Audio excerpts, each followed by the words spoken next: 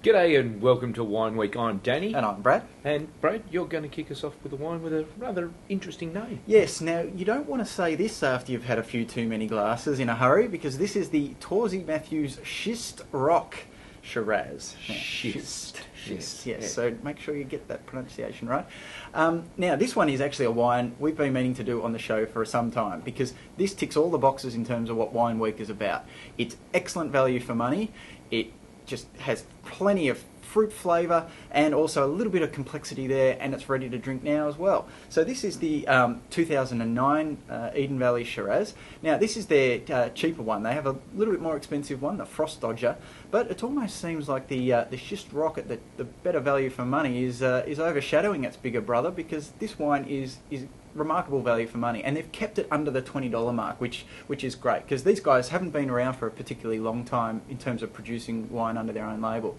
So the fact that they're still churning out this great Eden Valley fruit, turning into this great wine at under $20 is great. So if you're looking for a wine in sort of more of that Eden Valley style Shiraz, a little bit cooler than the Barossa Valley, then check out this Schist Rock Shiraz, because it's a ripper bargain. Yes, if you don't see it at the local bottle shop, ask for it, but ask for it carefully. Yes. This next wine we're looking at, the Kooyong Estate Chardonnay. I was down here last weekend, which is where I picked this up. Amazing little cellar door down in the Mornington Peninsula. Obviously a lot of money has gone into the cellar door there, and the little restaurant that hangs off the side, as well as the cellar door. But they haven't ignored the thing that actually sets it up in the first place, and that's the wine. This, as I say, is the Estate Chardonnay. There's a couple of different levels that the Kooyong and Port Phillip Estate do. There's little individual vineyard, full estate, so grown just by themselves. And this is what this is. So around about the $30-odd mark, and this I actually absolutely loved. Even more so than perhaps the single vineyards. The single vineyards, not quite as approachable right now. Perhaps 5 years down the track they'll be even better. But this I found absolutely lovely. Lots of kind of lemony citrus sorts of flavours in there, as well as kind of your standard melon sort of Chardonnay bits.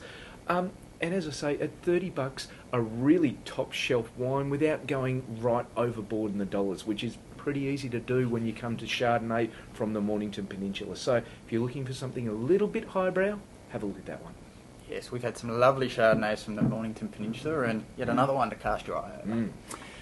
Now we'll finish with a wine this week from also a person that hails from the Mornington Peninsula, and this is winemaker Rollo Crittenden. Now this particular wine we've got here is the Los Hermanos Tempranillo. Now, there's a few wines Rollo's produced under this Los Hermanos range.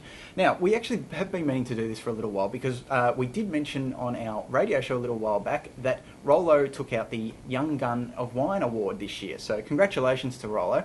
Been meaning to feature one of his wines from the range that he put up for that, and this is the Los Hermanos range, which is basically a tribute to Spanish winemaking.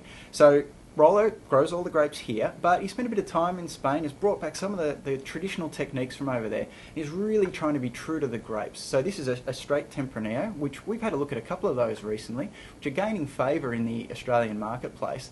And this is an excellent example of what you're really looking for in a Tempranillo. He's managed to capture some of the sort of dry and savoury essences of the grape, but still maintaining the sort of the fruit sweetness that we like in our Australian wines. Comes in at around the sort of mid to high 20s, but look, even at that, it represents great value for money. Rollo's doing fantastic work across the whole Crittenden estate range, so thought we'd give him the big thumbs up and say go check out the Los Hermanos range. That is a ripper indeed. Anyhow, that's it for Wine Week 197, I think. Getting close. Gee, it is getting close, and we'll see you all again next week. See you next week.